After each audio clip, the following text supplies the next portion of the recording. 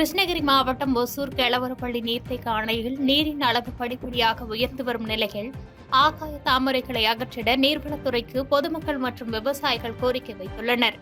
அணையில் நீர் இருப்பதையே மறைத்து பச்சை போர்த்தியது போல காணப்படும் ஆகாய தாமரைகளை அகற்ற வேண்டும் என்கிற கோரிக்கை எழுந்துள்ளது. கெளவரப்பள்ளி அணையின் நீர் செல்லும் ஓசூர், சூளகிரி சுற்றுவட்டார பகுதிகளில் உள்ள ஏரிகளையும் இந்த ஆகாய தாமரைகள் ஆக்கிரமித்துள்ள நிலையில் அணையில் உள்ள ஆகாய தாமரைகளை நீர்வளத்துறையினர் முழுமையாக அகற்றிட விவசாயிகள் மற்றும் பொதுமக்கள் கோரிக்கை வைத்துள்ளனர்.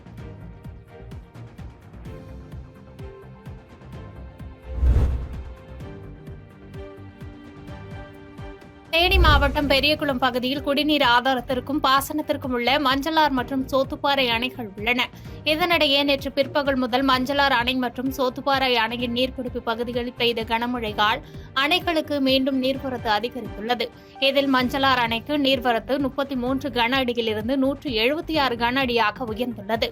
இதனால் மஞ்சளார் அணையின் நீர்மட்டம் அதன் முழு கொள்ளளவான 57 அடியில் 52.10 அடியாக நீர்மட்டம் உயர்ந்துள்ளது.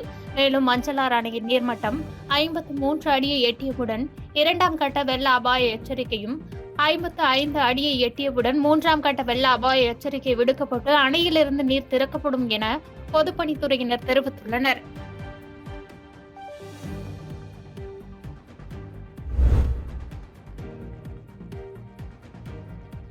நீலகிரி மாவட்டத்தில் கோடை சீசனையொட்டி உதகைக்கு வருகை புரிய ஒரு வழிப்பாதை முறை நடைமுறையில் இருந்த நிலையில் கோடை சீசன் நிறைவடைந்ததால் குன்னூர் மலைப்பாதையில் இன்று முதல் வழக்கம் போன்று இருவழிப்பாதை நடைமுறைக்கு வந்தது. கோடை விழாக்களை காண ஏராளமான சுற்றுலா பயணிகள் அதிக அளவில் வருகை புரிவதால் மாவட்டத்தில் போக்குவரத்து நெரிசலை தவிர்க்க மாவட்ட காவல்துறை மூலம் ஒரு வழிப்பாதை அமல்படுத்தப்பட்டு போக்குவரத்து மாற்றம் செய்யப்படும்.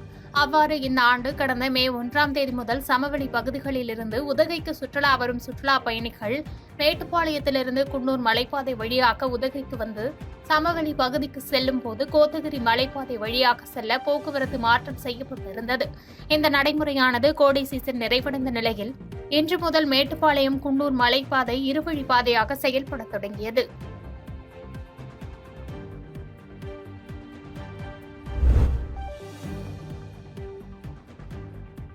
ஆவுடையானூர் ஊராட்சி மன்ற தலைவர் மீது முறைகேடு புகாரை அடுத்து காசோலையில் கையொப்பமிடும் அதிகாரத்தை ரத்து செய்து மாவட்ட ஆட்சியர் கமல் கிஷோர் அதிரடி நடவடிக்கை எடுத்துள்ளார்.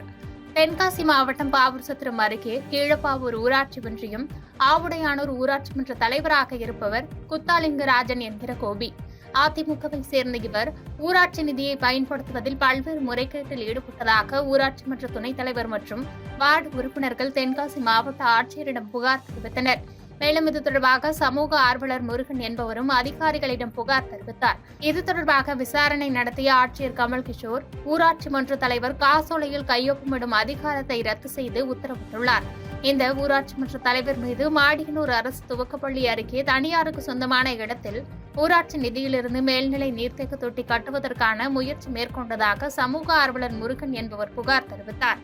இதனால் ஆத்திரமடைந்த குத்தாலிங்கராஜன் தொலைபேசியில் கொலை மிரட்டல் விடுத்ததாக தெரிகிறது.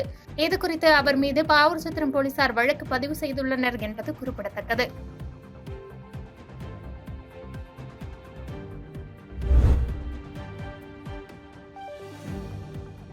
மங்களம்புதூரில் கிணற்றில் தவறு விழுந்த பசு பல மணி நேரம் போராட்டத்திற்கு பிறகு இறந்த நிலையில் மீட்கப்பட்ட சம்பவம் சோகத்தை ஏற்படுத்தியுள்ளது. திருவண்ணாமலை மாவட்டம் மங்களம்புதூர் கிராமத்தில் வசித்து வருபவர் சத்யா. கால்நடை வளர்ப்பில் ஈடுபட்டு வரும் இவர் 3 மாத சினை பசுவை வழக்கம் போன்று மேய்ச்சலுக்கு ஓட்டி சென்றுள்ளார். அப்போது எதிர்பாராத விதமாக பசு கிணற்றில் தவறு விழுந்தது. இதனை பார்த்த அவர் பொதுமக்கள் உதவியுடன் பசுமாட்டை மீட்க போராடினார்.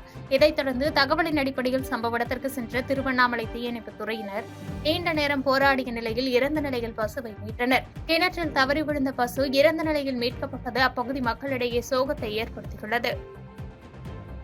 பாதகம் செய்பவரை கண்டால் நாம் பயங்கொள்ளலாகாது பாப்பா. மோதி மிதித்து விடு பாப்பா, அவர் முகத்தில் உமிழ்ந்து விடு பாப்பா. அண்மை செய்திகளை உடனுக்குடன் தெரிந்து கொள்ள இணைந்திருங்கள் இயம்நாடு தொலைக்காட்சியுடன்.